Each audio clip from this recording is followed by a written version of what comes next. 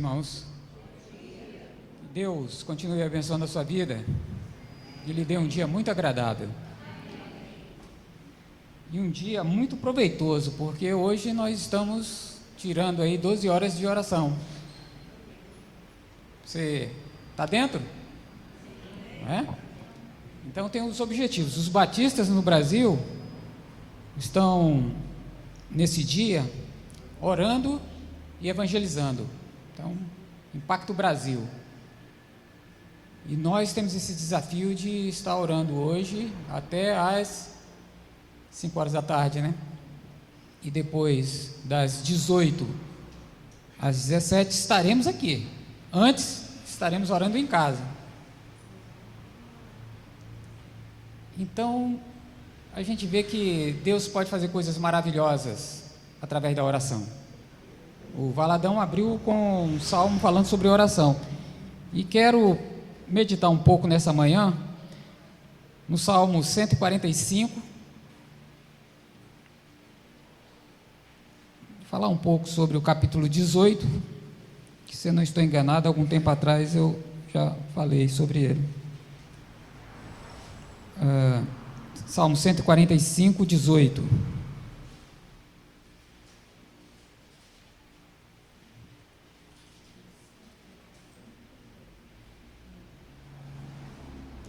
Vamos ler todos aqui na tela? Vê aí se você consegue ver. Perto.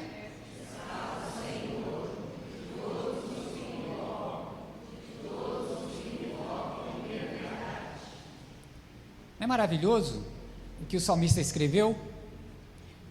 Perto está o Senhor. O salmista, ele está nos encorajando a oração.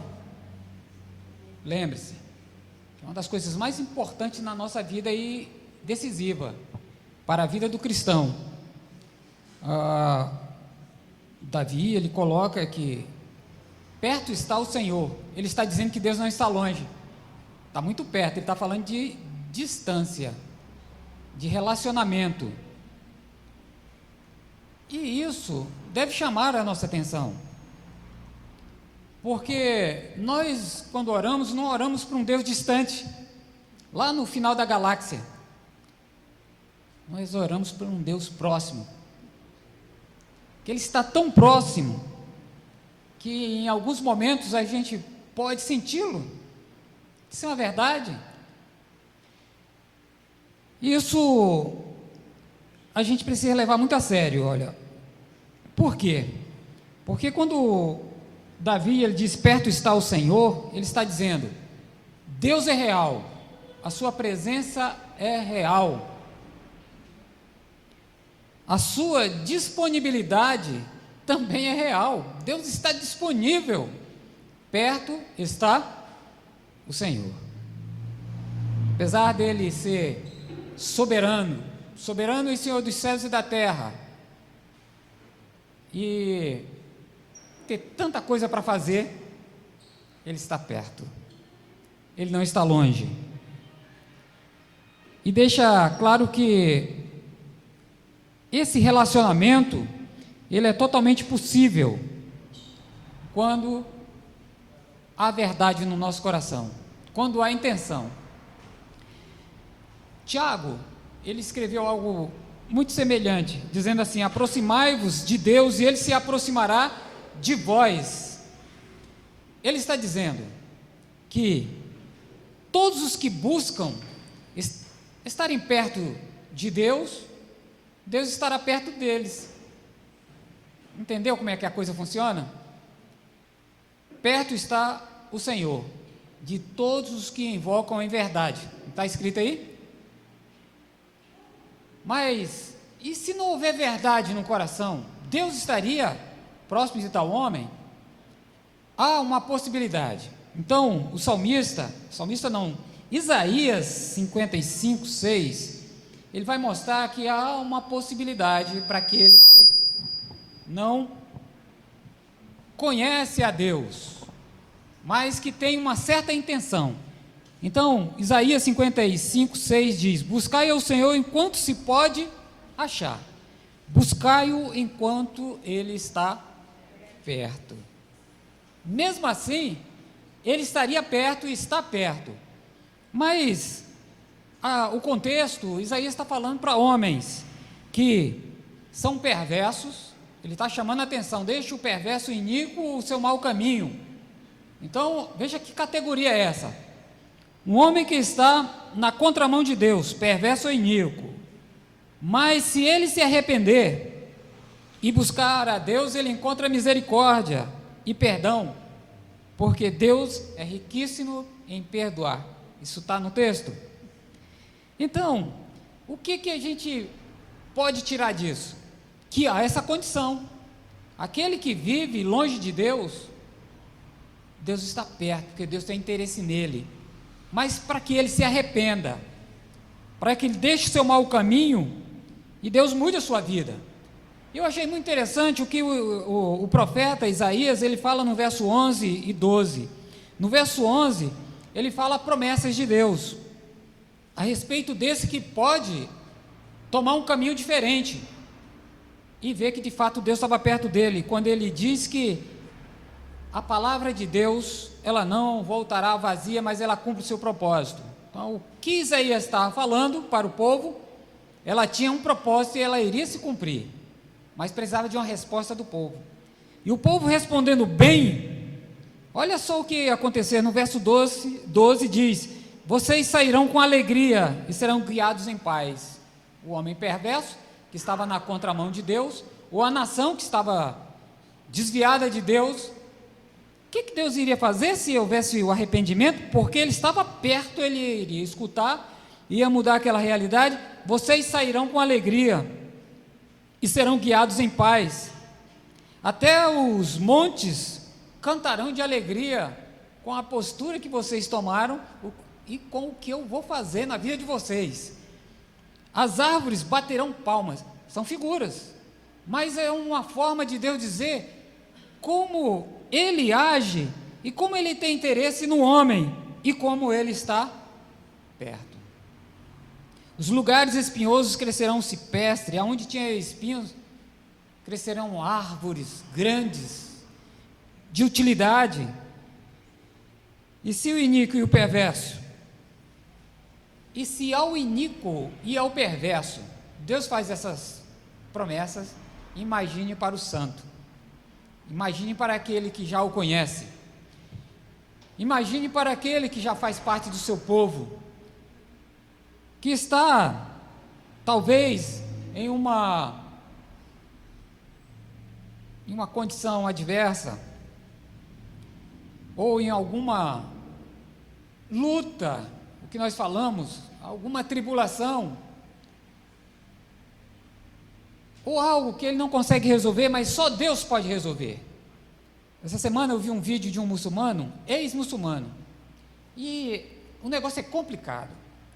Ele estava falando de toda a complexidade do mundo muçulmano. Então ele disse: nós nascemos e já quando criança, nossos pais começam a falar nos nossos ouvidos, não entendemos nada, mas ele já está falando numa orelha e na outra. E nós crescemos sendo ensinados pelos nossos pais, pelas nossas mães, de forma que o negócio fica grudado na cabeça, não sai. Tudo aquilo que é a lei, o Corão, eles são ensinados desde novinhos, o que não é característica do cristão. O cristão manda para uma escola secular e deixa a criança aprender muitas coisas. O muçulmano não, tem que ser só aquilo, só aquilo, só aquilo. Então, quando ele se torna um adulto, para ele ser alcançado pelo Evangelho, só o milagre de Deus, mas Deus está perto e continua fazendo milagres. Então ele diz que em algum momento ele ouviu sobre o Evangelho, e aí entrou uma crise no coração dele, dizendo: mas esse Jesus, será que ele é um salvador mesmo? A gente sabe que o Corão, ele fala pelo menos 19 vezes o nome de Jesus, e uma das vezes diz: se o muçulmano crer em Jesus e o segui-lo, ele vai para o inferno. É uma ameaça. Então o muçulmano, como ele é criado nesse sistema, ele tem muito medo de deixar o islamismo por Jesus. E por algum motivo, não sei por quê, Deus, além da palavra, Deus tem tratado com o mundo muçulmano através de sonhos e visões. Não sei. Será que porque o negócio está tão enraizado lá? Eu não sei. Mas eu sei que esse moço, ele falou que ele fez um pedido a Deus em oração. Ele orou e fez um pedido, dizendo: Deus, se tu és o Deus de Maomé, então tu me fales que eu vou seguir Alá eternamente. Agora, Deus, se tu és o Deus de Jesus Cristo, tu me fales que eu vou segui-lo eternamente, custe o que custar. Foi uma oração simples. E aí ele disse que teve 3 sonhos e uma visão. Não me pergunte, que eu não sei, que ele não falou. Mas ele disse que aquilo foi decisivo para mudar o coração dele, porque a partir dali era perda em cima de perda para ter o ganho maior. Ele perde a família, ele perde os amigos, perde a convivência com a sociedade muçulmana. Agora ele é um infiel. Vocês entenderam? Um mundo de perda, mas por Cristo vale a pena, porque Deus sempre estará perto e nunca longe, e Ele tem prazer em alcançar aqueles que não o conhecem, e foi o que Ele fez. E de quem Ele está perto? Daqueles que o invocam em verdade, e com exceção daquele que necessita, que está no sufoco. Pode ser ímpio, pode ser o que for, mas ele está pedindo socorro, e Deus não rejeita, Deus intervém. Mas veja que o salmista, como ele falou aqui um louvor a Deus, de Davi, falando sobre a bondade, grandeza e a providência de Deus, ele falou várias coisas interessantes a respeito de Deus, e disse que Deus estava perto de todos os que o invocam, de todos os que invocam em verdade. Ele não está falando aqui para um ímpio, ele está falando para a sua comunidade. Então, agora ele bota um diferencial, ele diz: todos que o invocam em verdade. Invocar é você clamar, emitir algum som para ele, que às vezes nem sai com palavra, né? Sai com gemidos, nem sempre sai com palavras. É convidá-lo, é buscá-lo, é desejá-lo. Então isso a gente entende como invocar de todos que o invocam, de qualquer maneira? Não, em verdade. Então grife essa palavra aí, ó, com autenticidade, com veracidade. Deus não estará perto daquele que fala por falar. Pode falar as palavras mais bonitas do mundo, pode impressionar quem tiver à sua volta, mas não impressiona a Deus, porque Deus conhece o coração. Ele vê o coração, e o que Ele deseja é um coração verdadeiro. Então alguém pode se perguntar: mas eu sou tão imperfeito? Sim, todos nós somos imperfeitos, mas o que Ele está dizendo aqui é verdadeiro, não perfeito. Nós somos falhos, mas a sinceridade, não ter cera, não ser uma fachada, isso faz todo o diferencial. Então, qual é a maneira correta? Sinceridade, verdade. Isso é o suficiente para atrair o olhar e os ouvidos de Deus, e Ele se mostrar que está perto de fato. Salmo 34, 15 diz: os olhos do Senhor estão sobre os justos, e os seus ouvidos atentos ao seu clamor. Meu irmão, se Deus está atento ao meu clamor e ao seu, e a verdade no nosso coração, e Ele diz que está perto, o que você quer mais? O Deus que está perto, não o Deus que está longe. Isso deveria animar o nosso coração, isso deveria arder no nosso coração, de que como Ele se importa conosco. E nisso aqui, nós temos lucro. Nós podemos fazer orações intercessórias, de várias formas, pelos meus problemas, pelos problemas dos meus irmãos. E eu vi um vídeo que eu achei muito interessante. Veja se não é assim. É claro que foi um recorte de um filme e alguém fez a montagem, mas eu achei muito interessante aquilo, falando sobre oração. Então tinham 3 garotos amarrados num tronco e flecheiros para atirar a flecha neles.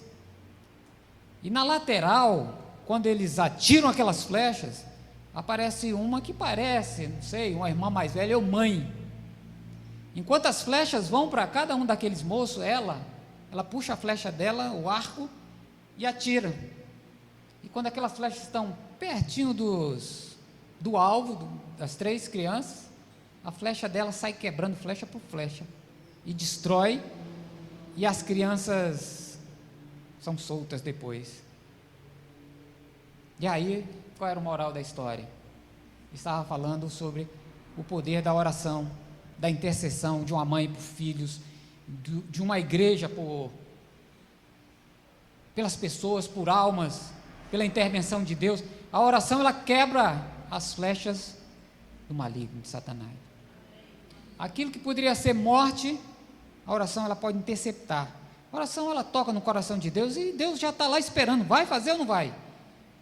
Para eu poder agir, seria algo mais ou menos assim. Como é que nós vamos despertar Deus? Deus está, a Bíblia diz que Ele está perto. Ele só quer que a gente, Senhor, haja, que eu não posso fazer nada. Quebra essa flecha. Muda essa realidade. E, de fato, a coisa funciona. Como tem funcionado nesses milênios aí de história. E quero completar com o Salmo 50, 15.